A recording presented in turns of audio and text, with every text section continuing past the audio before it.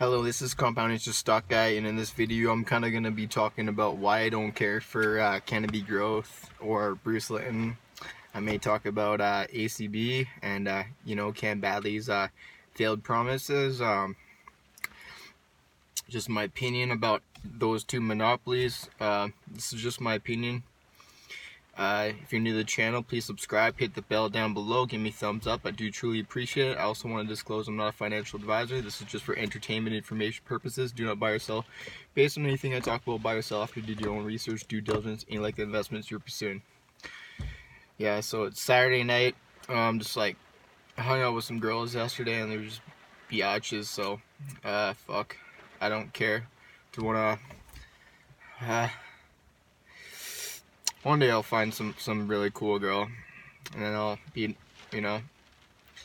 But anyways, I digress. Basically, with the reasons why I don't like Bruce Linton is because, okay, for one, the guy's not even a cannabis user. He doesn't smoke cannabis.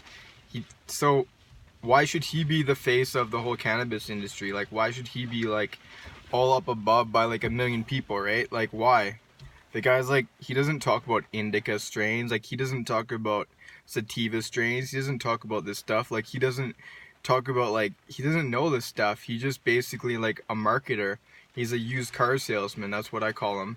And he's good at getting money from the banks and the retail institutions. So another thing is that financial report is like so crappy. Like, okay, if you look at the gold sector or the silver sector or the copper sector, right? And you're gonna build a mine, right? You're not just gonna build a mine like anywhere, right? It's gotta be satisfactual that it's gonna be profitable when you're doing that mine. So say the gold price is $1,500, like what it is right now in USD, then it's gonna cost you to get the gold out of the ground at like $400 or $500, right? Then that's like satisfactory, that's like where you're gonna make good profits, you're gonna make good net income, and you're gonna be a very like long-lasting business. The only way that cannabis is being able to survive for so long, even though burning like a gazillion dollars in the space, is because they got so much money from the banks, BMO, and through private placements and all that stuff, as well as the money from Constellation Brands. Because I mean, they're basically like they burned about like 300-400 million last quarter, so that's like a shit ton of money. So they're not like, their situation where what Bruce made the facilities they're not good. The cost per gram is not good to be a sustainable business. So if you look at the balance sheet, it cost them $250 million for running the business last quarter, and they produced 40,000 kilograms. Okay, so that's like over $6 a gram that it cost them to grow grams. That's ridiculous. Okay, Village Farms did 0.63 cents to grow a gram. Like Aurora is around like 85 cents. Zenabis is at $1.14. They're gonna get below $1. It's just basically they're getting to the facility, so it takes time to really ramp up. But so they're basically, their facilities and the way they run their business isn't sustainable. So why should everybody like kiss like Bruce Linton's ass like he's a hero? I mean, anybody with like a gazillion dollars can make revenue. Okay, based on their market cap right now, it's like 350. It's like $7 billion. Okay, and like they're running at like $300-400 million a year.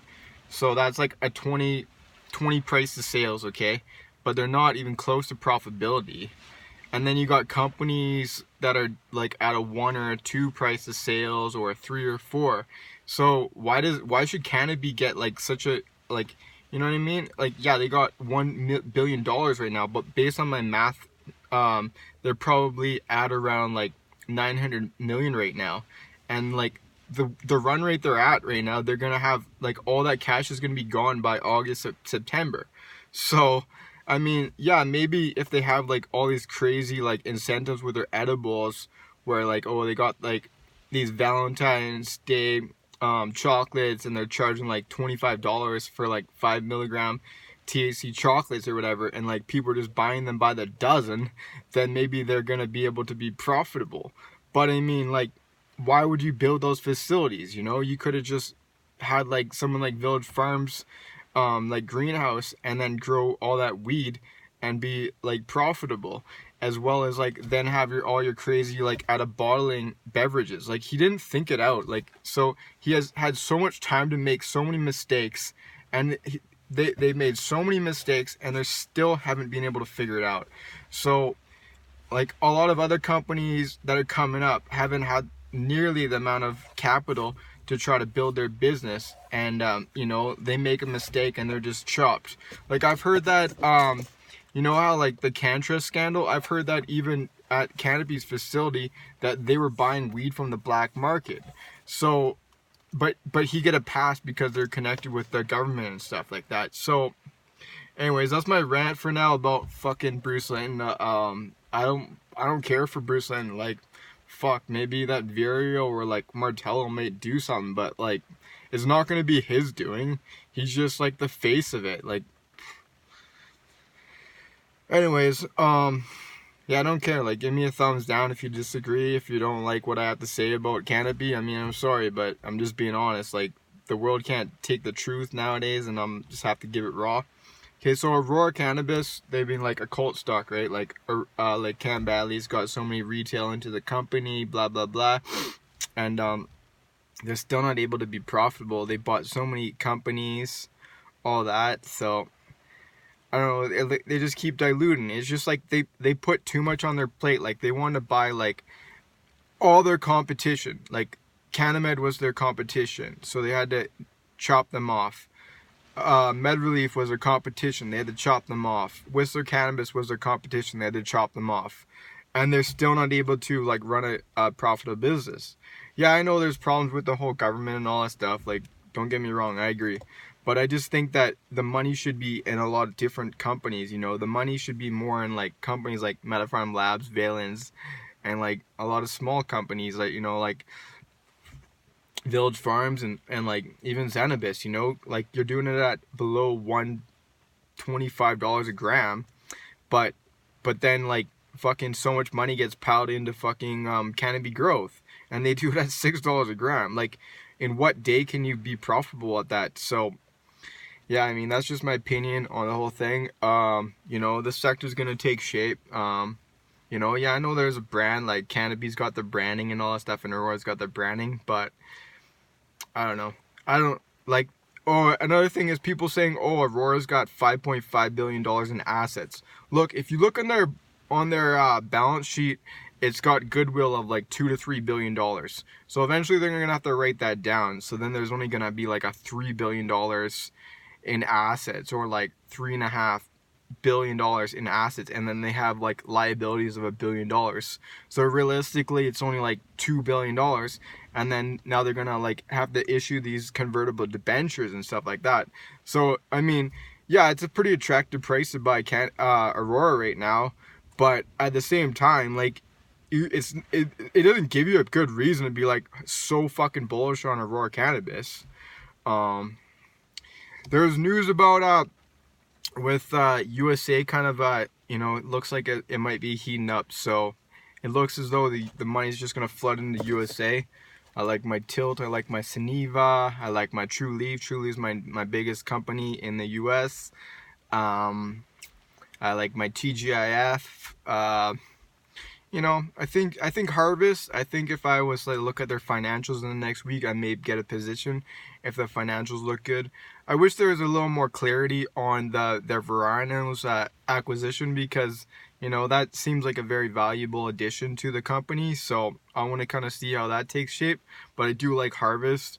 Obviously, a lot of money is going to flood into Kira when it goes legal, like on the way towards going legal, and then it's all going to sell off like it's sold off in Canada.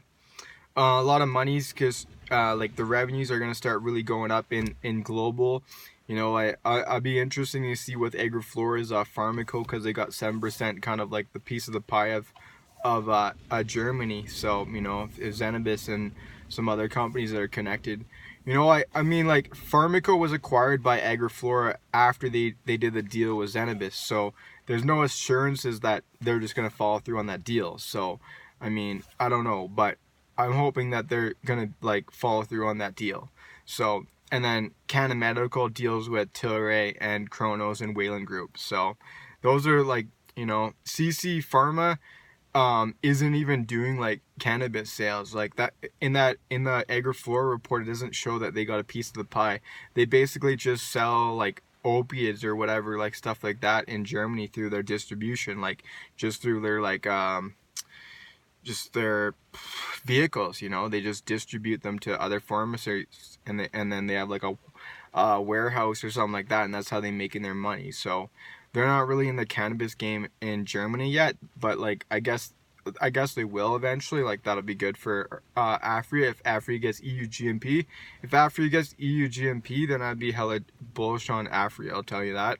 Um, Anyways, that's my talk. I'm a little blunt, you know. I'm just gonna say it blunt. I don't care. I don't need to make all my friends and appoint everybody like what they want to hear. I'm here to tell the raw. You know, that's just what I do. And anyways, keep compounding your info and listen to my lingo. And until next time, peace. I'm out.